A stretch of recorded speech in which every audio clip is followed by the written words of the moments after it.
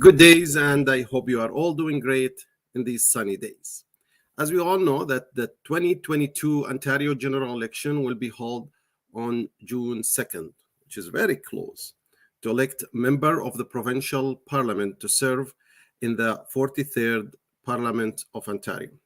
This is one of the most important elections for Ontarians because of many important issues, such like healthcare, education, economy, Northern Ontario, jobs, etc. Kanar TV, the Arab voice from Canada, have sent invitation equally to candidates from the three main parties, Liberal, Conservatives, and NDPs. Today, we will be meeting and speaking with one of the star candidates in Ottawa West-Nepean, a dear friend, Sam Bhalesar. I hope you will enjoy it. Hi, Sam. How are you? Hi, I'm well. Nice to see you again. Good to see you. Good to see this smiley face. Sam, you are a star in the community even before you announce your candidacy. Everybody knows Sam, and Sam is very active volunteer and hardworking in improving the quality of life for the Ottawa West-Nepean and Ottawa in general. But you are going to be a candidate, and I hope you will be a member of the provincial parliament. So tell everybody about Sam. Who doesn't know Sam? Who is Sam? Well, thank you, Dr. Al-Sharif. First of all, this coming from you, I'm humbled. You yourself are, a very big name in this community, and you've done a lot of wonderful work, and I thank you for doing that for all the communities. So a little bit about me. My parents came to Canada in 1971, right in Ontario. I was born and raised here. I come from a Punjabi Sikh family. I speak Hindi, Punjabi, Urdu, English, and now French. I'm a public servant. I work in the government. I'm on leave right now as a senior advisor. I've worked on many big projects like G7, G20, Clean Energy Ministerial, Generation Energy, Mission Innovation, and recently I helped and had a big hand in the United Nations Declaration for Indigenous People.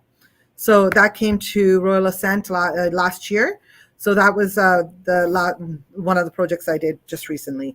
I've worked on boards like the Ottawa Hospital Board for Patient and Family Advisory Council, many other organizations.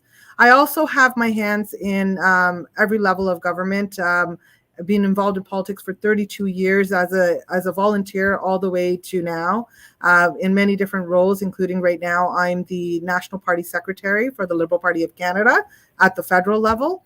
I've won 2 terms, also was the interim president of the Women's Commission and vice president of the Women's Commission. So I've sat in many, many roles in this party and worked on many different policies and different projects right across Canada.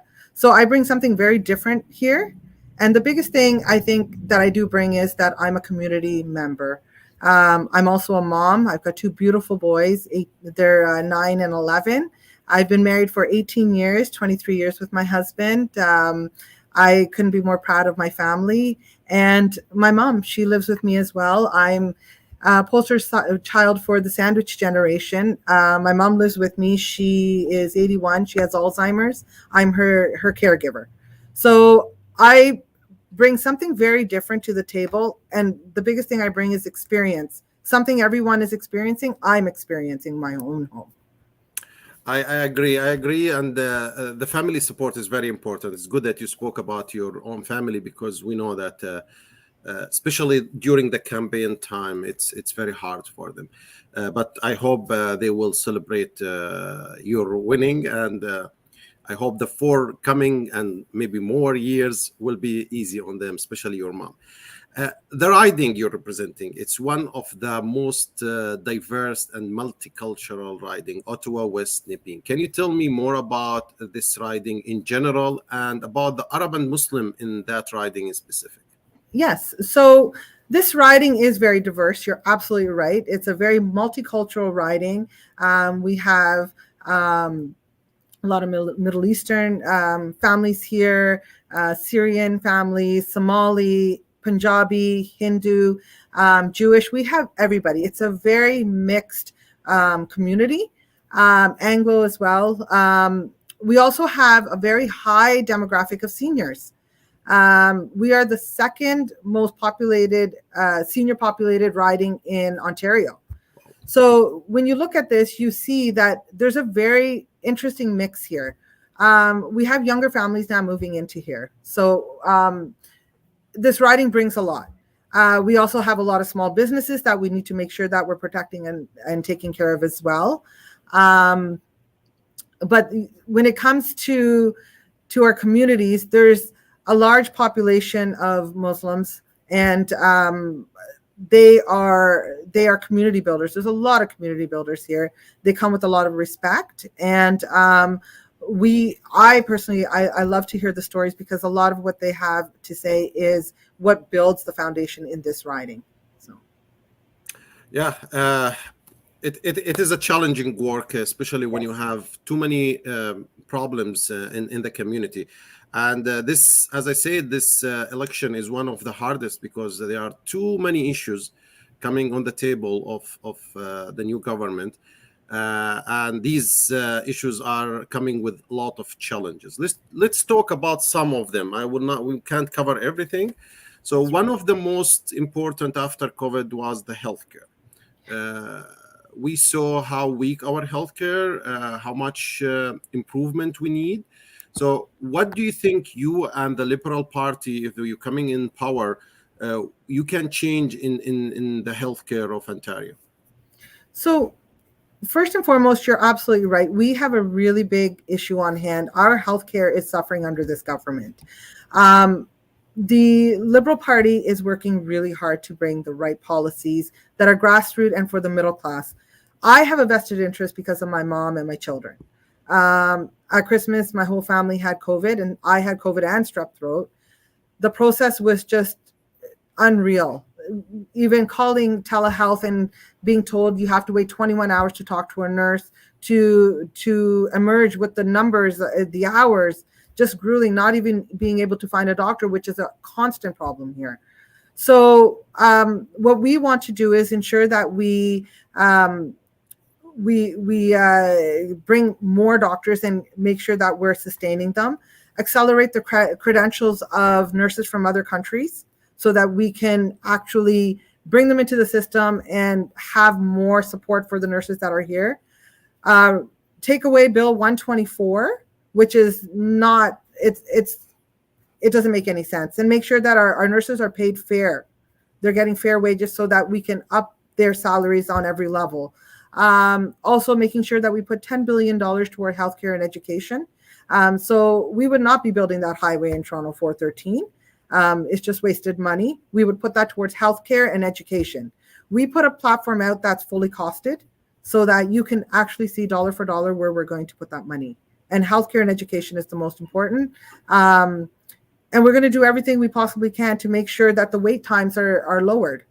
So these are all the things that we're putting out in our platform. So I feel very confident about our platform that we will deliver what we need to deliver to everybody to have a better place. I've read a lot about mental health because it's very important for the Liberals, as I've right. seen in your policies. So can you elaborate? I've heard that even you could, like, that if you will win, the Liberal Party will create a ministry of mental health. Yeah, so we're going to put millions of dollars towards a new ministry. We're also going to put more support for mental health in schools. There's a real necessity for this after COVID. It's been quite clear that we haven't put enough focus on mental health. So by putting these mechanisms in place, we will give people the tools to be sure to have the support. Again, this is another big thing that I've seen, especially during COVID, going to some of the I'm going to talk a little bit about the students, college students. So a few months earlier, I had numerous students come to me from Algonquin and from other schools, immigrant students who are here doing their PR. I'm sure most people know what PR is. That's when students come here to learn, and then they work here. And some of the schools had closed in Montreal. So I was getting calls because they felt that they could connect with me. I've been a big advocate of students and immigrant students, especially here in Ottawa too. And every day I would hear about mental health issues. I would hear at least one time every day a student saying to me, if this doesn't get resolved, I'm going to take my life. That's huge. Almost every day. That's a very heavy burden on anybody's shoulder. And I'm a mother. I could just imagine other mothers, how they're feeling. And we've lost a few students through this. So, mental health, it was very apparent, even at the doors with our constituents, it's apparent that we need to do better when it comes to mental health, and to put in the right mechanisms and to have ministry where we can really focus on people's well-being is going to be very important. As we know, COVID-19 wasn't affecting only healthcare or showing how weak is our healthcare, but also the education system in Ontario. We've seen you as a parent, you felt maybe also and seen how hard was on our kids and youth and challenging to go from in class to online, then in class, then online, then some teacher missing because of the infection and the quarantine, so they had no teacher. Number of students in the classroom, they were increasing day by day. What do you think as a parent, Sam, what we need to change in our education system, and as a Liberal candidate? Yes. So over the course of the last few years, I've been speaking to a lot of teachers. I stood with them when they were going through everything before COVID as well. And being a parent sitting across from the table when your children are on and off school, like you were saying, and seeing how they were struggling and not learning was really big. It's big for any parent. And not only the parents, the teachers. This was really hard on the teachers. Their curriculum has been, it's too big. Sometimes their books are this high. Children aren't getting a full curriculum. And it's not because it's the public board. The public board is great. It's because we don't have the tools to give them. This government cuts so much money that they don't have what they need. So as a parent, it's really important for me to see my kids sitting in a class where they can learn and have that one-on-one focus when they need it in smaller classes. So the Liberal Party is proposing to cap classes at 20 children per class, put 20. Build more schools, put, as I was saying, $10 billion towards education and health, hire 10,000 more teachers, 5,000 more support staff, and 1,000 more people towards mental health. We also want to put $10 million towards fixing schools and building schools. So we are putting a lot of money towards our education system because it's really important. If we don't do that now, we're not going to have the tools for our children as they grow. We're also going to add grade 13, so that grade 13 could be that one extra year for students who need that time to be able to transition from high school to university and colleges. So grade 13 will be also implemented, and no more homeschool, no more online. That'll be gone. We'll jump to another topic because of the time, but education is very important. I agree with you. Affordability. As you know, we are inflation, prices are increasing in everything, food, clothing, gas prices, house pricing. However, we don't have a lot of increase in our salaries. And if it increased, it's only the minimum wage. And the problem is that we see increases in taxing. We're paying more taxing because income tax is higher now. We pay more tax on food or clothes because it's more expensive. So we pay more tax. So it doesn't make sense how people gonna afford living with this kind of inflation. So what do you think where we are going and what we can do?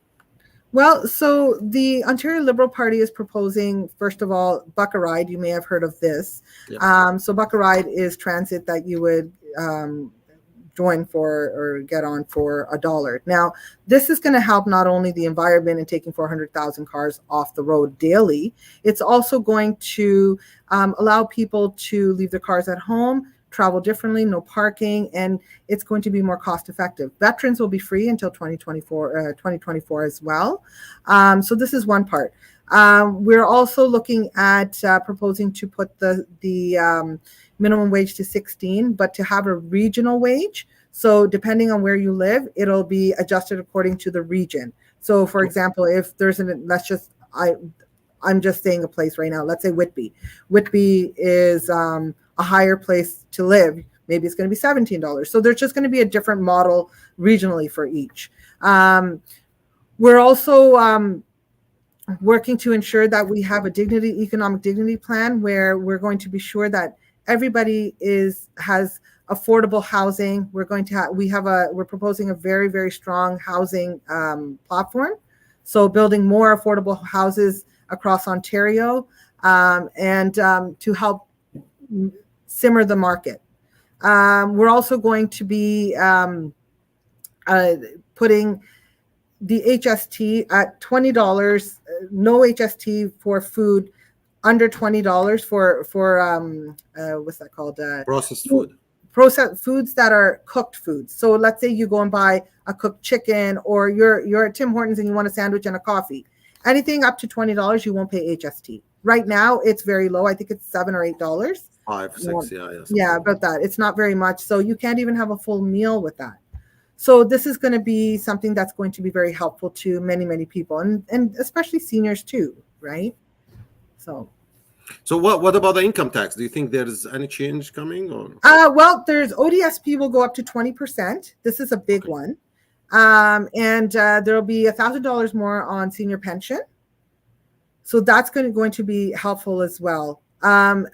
Where as far as it goes for taxing, I can tell you this much. Some of these projects like education, the money will come from those individuals making $500,000 per year, individuals, not families. They will be taxed, and the $1 billion businesses, they will be taxed. We're going to try and leave the middle class untouched. Our budget is costed. It's costed, so everything where the money is going to come from, you can see it there. And the biggest chunk will probably come from Highway 413. I know there are some issues are very complex because they can come between the federal and provincial government. So I understand, especially taxing. It's income tax mostly in Ontario's federal and provincial. So that's right. You can do what you can do. But you touch a little bit on housing. Housing is in a crisis now. We see a little bit of cooling down in the market after the federal government announced some changes. Do you think that the province will do other measures to change or to cool down or to make it affordable to buy at least a roof above your head? So this is something where we work with the federal government, but in our platform as well, we recognize there's a really big issue here. We are proposing to build thousands of affordable homes so people can have affordable housing. We're proposing to have rent control so that people who are living in rental properties, they can have a place that they're not going to worry about not having very, very quickly after because they're going to raise the rent. So these things are already in our platform. I'm a firm believer that in order for your communities to thrive, you need to give them what they need. And so this platform is all about that. Our platform was built by having squads of every single issue. We met with thousands of stakeholders and thousands of constituents to build this platform. So everything we're asking and looking at is in there. Housing is huge for us, and housing is something we are looking at, and we are proposing to make affordable housing, which will help drive the prices down. Now, for me, my husband is a mortgage broker, so we see the struggles of people each and every day. My husband was on the phone yesterday until midnight with a client who was in this situation, and he racks his brain because he feels he can't help people. And so these type of mechanisms are going to be there so that we can help them. And the negotiations between the talks between provincial Ontario and federal is going to be a key player to this. And having those relationships is important. So under this government, we're not doing the right things. We need to do better. And the cuts have been happening on every level, whether it's education and health and affordability. So we need to ensure that we have the right people, which is the Ontario Liberal Party, governing so we can do better for our communities. Sam, as you know, after the pandemic, the economy was very weak, and it's not only in Ontario, not only in Canada, it's almost everywhere in the world. But we suffer now in Canada a lack of employees. We see a lot of jobs looking for employees, but we can't find those people. Finding a job, it's became a full-time job. So the job economy, how you can deal with that, especially after this hard time with after pandemic? Well, the issue is also how are we going to support our businesses? And if we don't have the businesses, we don't have the manpower. And every day I hear the struggles of small businesses. So we're going to do whatever we can to support small businesses to build our economy. Once we start getting that economy rolling and we start supporting our businesses in the proper way, those people who need those jobs and are looking for jobs will automatically start coming into play. We will make sure that the salaries are there and that the affordability is there. For instance, two income family, if daycare is too high, they cannot have two incomes. They have to keep one child home. So you're losing half of your workforce right there. So that's where $10 daycare would come in. You know, a mother can now go to work. A father can go to work. Their child is at daycare for $10 a day. They're bringing more money in. They're staffed for jobs out there now. So all the little things we do are going to make that impact on our job economy. I will move a little bit for the minorities. Hate crimes, anti-Semitism, Islamophobia, and all these kind of form of systemic racism inside the government. Do you think you can fight that hardly and become a super MPP to challenge these hate crimes in the communities in Ontario? So, as you know, I'm a woman of color as well. I've dealt with racism. That's why I asked you. Yes. So I've dealt with racism as well in my life. So if anybody knows how it feels, I do. I'm going to do everything that it's not acceptable. Racism is not acceptable. You know, no form of racism is acceptable. Hate crimes are not acceptable. We should be doing more to ensure that this isn't happening and to have more strict rules around this. I've always been a protector. I'm very protective of my communities and my people and my, the citizens of, doesn't matter if it's of this riding, but everywhere. We should all be doing things with respect, and we should all be doing things with honesty and integrity. And when someone is hurt or something happens, we need to stand with them. Doesn't matter who it is. We should always stand with them. And that's what my principles have always been. Sam, I know this question could be very early, but if you became an MPP, what do you think the bill you will propose for the Parliament to pass? So do you have anything in mind or not yet? That's a very good question. I've never been asked that. Well, a lot of my interests are social, to do with our communities, our seniors. So, I just want to make sure at this point, it's hard to say what bill would be the right one, but working with women, with our communities, making sure, as you're saying, that we're having safe communities. I want to ensure that we're having safe communities.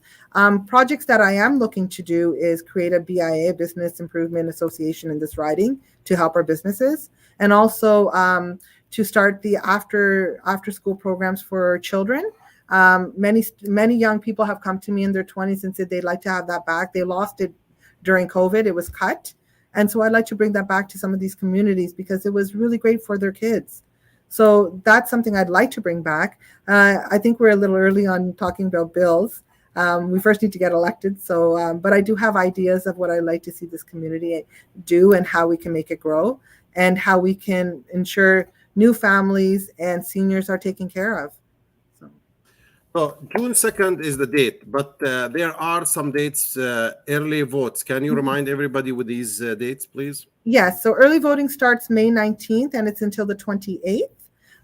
So I hope that everyone will go out and vote early. I hope I can count on your support.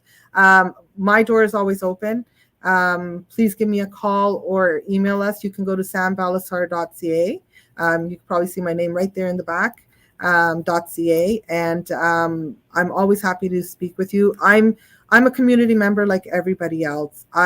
I'm experiencing what everyone else is, and the best person to advocate for you is someone who's living the same life that you are. Immigrant issues have been a big thing for me too, and I've regularly spoken to people when it comes to things like that. Healthcare, senior care, these are really, really big ones for me. I just want to make sure that all our families are doing fine and they're okay. So I want to support this message that especially people with visual minorities in Canada, usually they are less to go and vote for any members. It's not just for kind of. So election is very important issue in Canada, and it's actually a duty of any Canadian. So please go cast your vote, help your voice to be heard, because it's not only for you or for me, it's for our children, for the future of this country.